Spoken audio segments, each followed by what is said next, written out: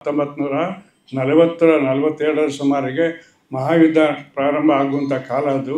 ಇವರೆಲ್ಲ ಕೂಡ್ಕೊಂಡು ಬ್ರಿಟಿಷ್ ಸರ್ಕಾರಕ್ಕೆ ಒಂದು ಮನವಿ ಕೊಟ್ಟರು.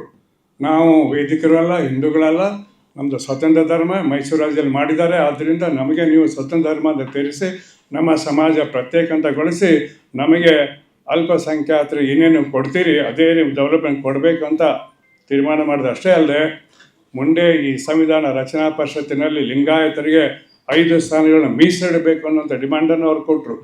ಬ್ರಿಟಿಷ್ ಸರ್ಕಾರದ ಸೈಮನ್ ಕಮಿಷನ್ ಬಂದಾಗ ಅವ್ರು ಒಪ್ಕೊಂಡ್ಬಿಟ್ಟು ಸೈಮನ್ ಕಮಿಷನರು ಬಾಂಬೆಗೆ ಅವರು ಏನು ಹೇಳಿದ್ರು ಅಂದರೆ ಅವರ ಬೇಡಿಕೆಯನ್ನು ಪರಿಗಣಿಸಿ ಸೂಕ್ತ ಒಂದು ಸೌಲಭ್ಯವನ್ನು ಕೊಡಲಾಗುವುದು. ಆದರೆ ಯುದ್ಧ ಕಾಲ ಇದಲ್ಲಿದೆ, ಆದ್ದರಿಂದ ಯುದ್ಧ ಕಾಲದಲ್ಲಿ ಲಿಂಗಾಯತರು ಅವ್ರನ್ನ ಸೆಪ್ರೇಟ್ ಬಟಾಲಿಯನ್ ಮಾಡ್ತೀವಿ, ಆದ್ದರಿಂದ ಲಿಂಗಾಯತರು ಸೈನಿಕರಾಗಿ ಬರಬೇಕು ಅಂತ ಹೇಳಿದ ಮೇಲೆ ಮೊದಲೇ ಸಲ ಲಿಂಗಾಯತ್ ಬಟಾಲಿಯನ್ ಅಂತ ಕ್ರಿಯೇಟ್ ಆಯಿತು. ನೆನ್ಪಿಟ್ಕೊಳ್ಳಿ, ಭಾರತದ ಸೇನೆಯಲ್ಲಿ ಲಿಂಗಾಯತ ಬಟಾಲಿಯನ್ ಕ್ರಿಯೇಟ್ ಆಗಿದ್ದು 1943 ಕಾಲದಲ್ಲಿ ಬ್ರಿಟಿಷರ ರಿಕ್ವೆಸ್ಟ್ ಪ್ರಕಾರ ಆಯಿತು.